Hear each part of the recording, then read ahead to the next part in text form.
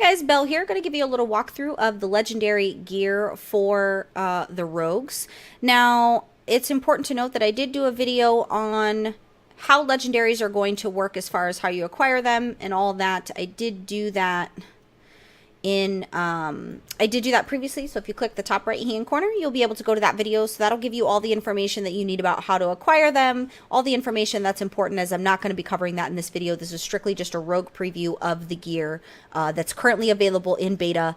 There's a vendor here in beta that allows you to buy them so that you can actually check those out. So I'm just going to go through those so that you guys have an idea on how you can equip yourself in the future should you find these very rare legendaries. So for the top one here, keep in mind some of these are going to be for different specs, but doesn't mean you can't wear them, but means it won't do you any good for that specific spec. You'll be able to know which ones are for each spec as you guys main these classes. So for the first one, you do have a ring. Now the stats to note here are going to be haste and mastery. The passive ability, successfully applying a loss of control effect to an enemy grants you 70% increased movement speed and 15% haste for 10 seconds. This effect may occur every 30 seconds. The next one's going to be a neck, and this is critical strike and mastery.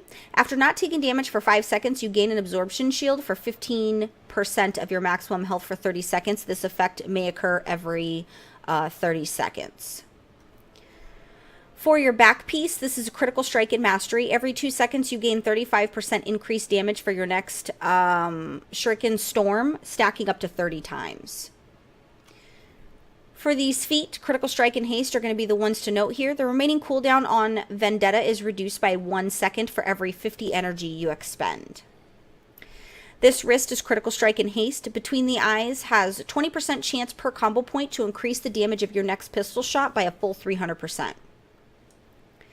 Then for the waist, this is going to be critical strike and mastery. This can also be intellect, depending on if you're a monk, druid, or demon hunter, as this one is shared amongst all leather wearers.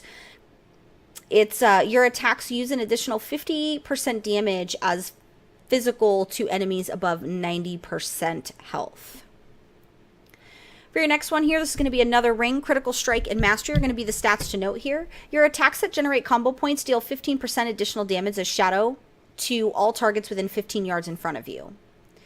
For these pants, hopefully by now you guys have seen the difference in the stats here, because it's quite substantial, the stats. That's why I wanted to show the difference between my currently equipped gear which is PvP gear. Critical strike and haste are going to be the stats to note here. Feint heals you for 20% of your maximum health over a total of 5 seconds. The next one here is going to be wrist. This is haste and mastery is going to be what's important here. Your poisons and bleeds deal 40% increased damage to targets below 25% health. And then, of course, you also have another pair of feet here. Critical strike and mastery are going to be the stats to note. Run through deals an increased damage equal to 50% of your increased movement speed.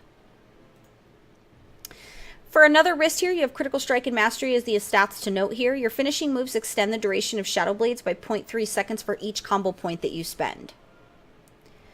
Then you have a pair of gloves, well, hands rather. Haste and mastery are going to be the stats to note here. For the first 3 seconds after activating Blade Fury, your melee attacks strike all nearby enemies within 70% of normal damage. Wow, that's actually amazing.